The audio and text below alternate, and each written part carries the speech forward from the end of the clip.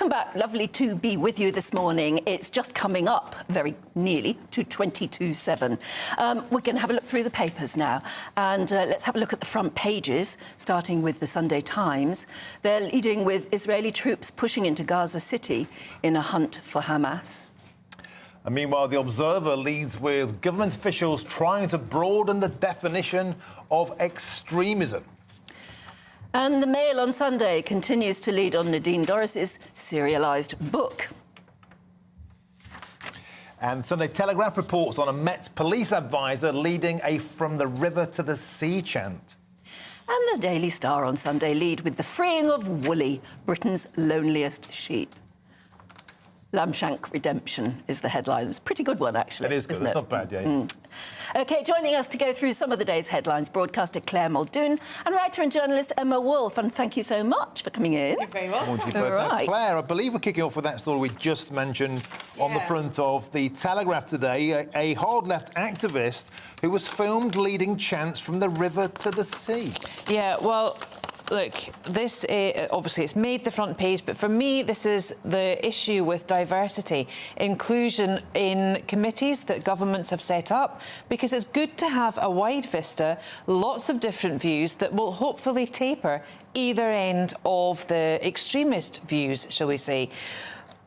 But this is where the line is drawn for me. When they're sitting behind closed doors and then they can give off opinions, they can give an understanding, they can give an undercurrent as to why people feel the way they do. But I'm sorry, you cannot do it in your position using defamatory language, as it has been said by the government that it is. It's incisive language, it's incendiary. This chap is a lawyer. OK, he's a solicitor. He's also an advisor to the Met Police. So when we've got that at that level, producing content like this, for me, it's abhorrent on many levels. It does seem somewhat confusing that somebody who's advising the police on extremism is using a phrase which the government itself has said is incendiary. Is promoting extremism. It's as you said, surely they're entitled to lots of different opinions inside the meeting room. But once they come out, there has to be one way forward. Exactly. And that's what, don't you think, is causing a lot of problems for the police? Because whatever they do, they're looking back for, they're looking behind them for some support, and they don't really know what they're meant to be doing if they're getting there's no singular piece of evidence to suggest that the Met, and we're talking about the Met here, so excuse the rest of the police forces in the UK, the Met need serious guidance. They need serious rooting out of everything that's wrong at the moment with the Met, and we need to do something about it. They need to do something about it. Our elected members of Parliament must do something about it. Yeah, I agree. Emma, maybe it's good to cut to your story on the Observer here, which ties in quite nicely. We mentioned it in the front page there. Revealed plan to brand anyone undermining the UK as extremist. Exactly, and this links quite well with Claire's first story. This is Michael Gove's department, the Department for Levelling Up Communities and Housing. I'm not quite sure why he's leading anti-extremism legislation, but he is. Anyway, they have deeply controversial new plans, which I think we've heard about a few days ago as well, which would brand anyone who undermines... Extremism would be branded anyone who undermines the country's institutions and its values. So it's really broadening the definition of what extremism means. This is absolutely at the forefront of the debate at the moment. What can you say? What can you not say? What is legitimate protest? What is free speech? What is deeply offensive? What is dangerous? What is incitement?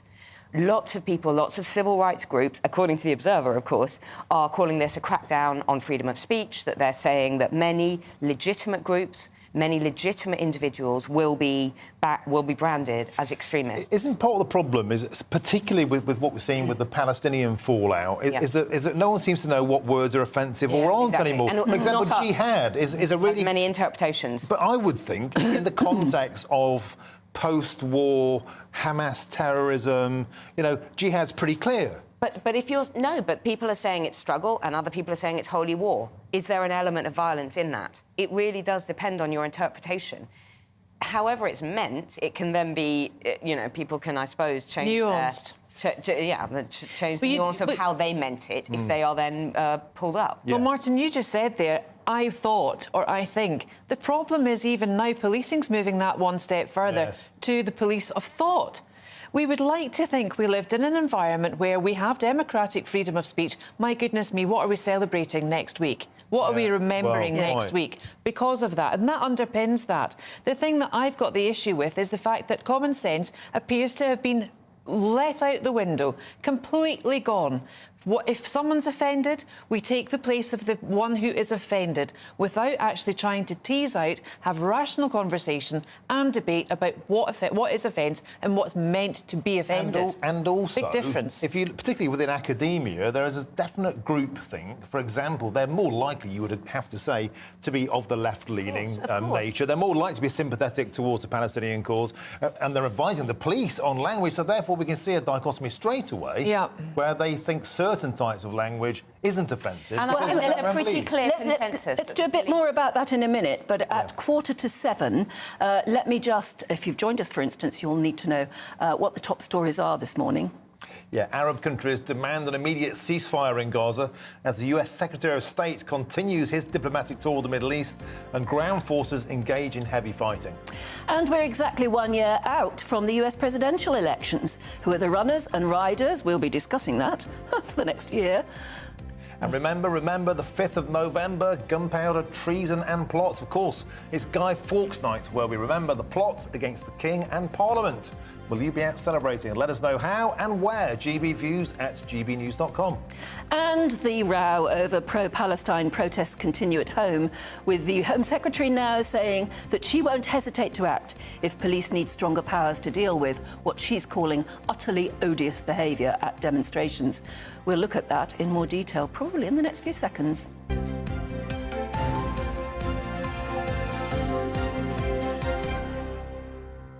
Let's do exactly that with broadcaster Claire Muldoon and writer and journalist Emma Wolfe, who are still with us here. What do you think of the way Suella Braverman, the language she's using and the way she appears to be taking a very strong line? She is, but I don't think it's going to work. I think it's a knee-jerk reaction to politicise the Conservatives at the moment, which are failing in the polls. They're not popular. Sunak's not an elected Prime Minister. All this rhetoric and all this narrative is feeding into the public, and the public are sick of it now. We've now got this in our hands. There is no straight direction, and I fear for the Met Police, because if the laws change again, they've got so many laws to remember. Yes. How on earth can they enforce a law that they don't particularly have any understanding of exactly what it is? Isn't it more to the point, though, that tough talk is one thing, but we're all looking ahead now, aren't we, to next Saturday? Exactly. Well, they are. To what this means on the streets, especially at the Cenotaph. We saw Catherine Forster. It's already getting fruity out there. What's going to happen, or what should happen, do you believe, next Saturday? I think that we need to be clear. You're exactly right, Martin. I was just thinking, I agree with Claire, but I think there's no time now for changing laws. It doesn't matter whatsoever. Exactly. I think we need to see action on what is going to happen next Saturday, and I think most people who respect, who think of our heritage and think of the brave people who gave their life for our country, agree, even if these Palestinian protests are allowed to continue every weekend, feel that it should not happen next weekend, that is a day of remembrance. Yes, actually, Armistice Day is a sacred day, and those monuments should not be risked or desecrated, and that we need, as we lead up to this week, honestly, it's febrile. It's very, very it is febrile, isn't it? One of the opinion writers in one of the papers today says, just because you have the right, and we all want... but timing, not that exactly. day. Just because you have the right to protest, maybe pull back and think. Exactly. Next weekend is not the time to do it. Yeah. Even if it's an operational thing and the police say, look, we simply can't keep Armistice Day safe and have hundreds of thousands of people. And but it's going to be targeted. Central to this, if we're making the case for multiculturalism, then isn't this the time when the British culture, the armistice culture, the culture of remembering our war dead, is respected by all cultures? Of course, because it was all cultures and all races and all creeds and all religions that fought in the First and Second World War from this country. So regardless of how you pray or who you pray to, souls were lost, human beings were killed. You know, for us to have democratic free speech. And Britain is still Britain. That's not racist to say that. And I think that people should be able to fly the Union Jack next weekend. I think poppy sellers should be able to sell their poppies without being besieged by Palestinian flags. And I'm not anti-Palestinian, but I think they should be able to to commemorate the armistice. Yeah, now, Suella Braverman has said if anyone does do something terrible to the cenotaph or any other war memorial or desecrates it or causes problems, they will be in jail before their feet have touched the ground. Now, she has promised that, but will the police be able to actually carry that out? That's the point. I doubt it. I doubt it. But in all of this, just thank God that Queen Elizabeth isn't here to witness this. Oh, absolutely. Yeah, no, totally. And Mortal, we did a GBNEWS People's poll yesterday, and we found that I think it was only 70% of the British public don't have any faith in the Metropolitan Police to even enforce these rules. There's a feeling that the police don't know what the laws are, they don't want to enforce them, and at some point the mob may outnumber them. Yeah. That's the real risk. Can I change gear? Yeah. Yes. And Please ask do. you about Nadine Dorris's book, which is being serialised starting now in the Mail on Sunday. And I don't know whether to give it 5 minutes of my life to read look, or not. I'll give you a summary. I don't know whether to believe anything she writes or not. I'll give you a summary, and it'll be 5 seconds. Oh, yes, There we go. please. And you can save yourself probably $19.99, $24.99. I don't know how much it costs. The summary is it's a serialisation of a book, so they've put all the exciting stuff in the first weekend. There'll be nothing more to come. Lots of sleaze within the Tory party, alleged Tory MPs who had been raping and abusing women were... The victims were being paid for private treatment. Jake Berry, the former ex-Tory party chairman, who actually left under Liz Truss's, destruction. Yes. Yeah, so he also has a beef. Obviously, Nadine Dorris's book is all about the plot. It's called The Plot, and it's all about how they plan to destroy Boris Johnson. So it's lots of sleaze and revelations about that. None of it is a surprise, I don't think, to anyone about the cover-ups and about the fact that victims were sort of pushed aside or given private treatment in hospitals and things like that, allegedly, whereas the rapists were actually allowed to either continue in office or carry on. Do you think, Claire, in retrospect, they might have wished they'd just given her a peerage, sat her in the corner and kept her quiet? No, I don't, and I really don't. I don't think she would have wanted that either, to be honest with you. Say what you want about Nadine Dorris. She wanted her peerage. But the timing of this book, the name of the book, the plot, gunfire, powder and plot, as you quite rightly said. The Conservative Party were always the party of sleaze. And the Labour Party were always the one of fiscal mismanagement. Yes. And it's just playing out, isn't it? It's history repeating itself. I think what I found interesting... But everyone is trying to without work reading out who it, everyone is. Well, yeah, what I found interesting just from reading a couple of the headlines is that what she's saying is that as soon as Boris had gotten in with such a large majority, there was a cabal within the Tory party said, right, he's done his job, we don't want him anymore because we know what sort of character he is. Now we need to get rid of him, but keep the majority.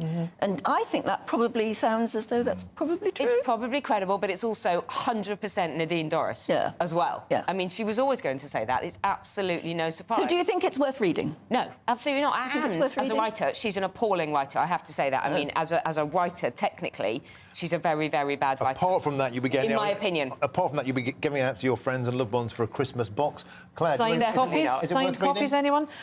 You know what? I want to find out who these characters are. I think it'd be really interesting to know. I won't be buying it. I won't be reading it. Only because I don't read that standard of trash. So your main name, like Jake Berry, Dougie Smith, and then Mr. X. There you go. They kind of summary.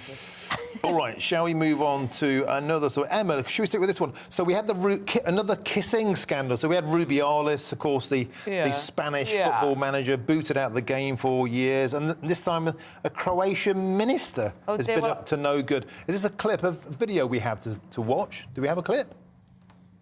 Should have a clip, yes. Should we reenact let's chat away about it. We may we'll have find that. it, yes. Should we reenact the kiss? So what happened? Another silly man being handsy. Oh, no. Well, being handsy, really. I mean, do you kiss people or do you not? I think that for all of us, male or female... Let's see it. OK. Well, it was very short, wasn't it? I don't know whether we can see it again. Maybe in slow motion. We got it in slow-mo. Yeah. So he made a lunge. Yeah. Oh. I mean, this is an official photograph. He makes a front row lunge. He's going for the lips. And she turns... No, he's not going for the lips. He is. Oh, he was. She turns away. He's definitely going for the lips. He's going for the kisser. And she has really turned her cheek. Yeah. What does he say about it? What was his defence, Emma? Oh, he said it was a warm, human approach to a colleague. It was maybe an awkward moment, and he apologised to whoever took it that way. I honestly don't. I mean, I'm struggling to get worked up about this with everything else that's going on in the world. I agree. I think that kissing is one of those things for those of us who aren't Me Too and woke. I think that kissing a colleague or kissing people on the cheek and kissing someone and saying hi. A woman, I had a meeting yesterday with a woman who gave me a kiss on the cheek, which I wouldn't have done, but I wasn't offended by. She just, that was her way. Nowadays, we tend to not. I'm sorry, one foreign minister, another foreign minister, they've worked together for years, probably know each other. It was awkward. It looked probably awkward. But I don't think it was an abusive attack or anything. No, but it's probably safest just to not do that sort of stuff anymore, because it's always in such a public by forum as well. I know. Everyone's standing there. It just seems people so taking pictures. out of context. Very silly. Now, we've got 1 minute, and we should be celebrating things for Woolly the lonely sheep. Claire, tell us how, in the end, Woolly was rescued. Do you know, this is absolutely wonderful. This is a story that's been going on all this week, and the Daily Star have been behind Woolly. Their front headline is Lamb Shank Redemption, which I think is wonderful. So this sheep, in fact, one of the... It must be in the front of the Sunday Times, Matt's cartoon. Did they not realise I just wanted to stay there? So they've rescued this wonderful sheep who has been away for years. The hapless At ewe. least 2 years, Dubbed Woolly, at least 2 years. So there was 5 lads that stepped up to, you know, get Woolly back to civilisation. She's looking quite forlorn here, shaggy coat. She's had her full inspection. She's up to the mast. She's wonderful. And it said that one of the other headlines from this week, all by myself, which I thought was really good. So all the puns are out, everything's out, and let's celebrate. Woolly is home. That's a wonderful way to end this hour. You're watching and listening to Breakfast here on GB News.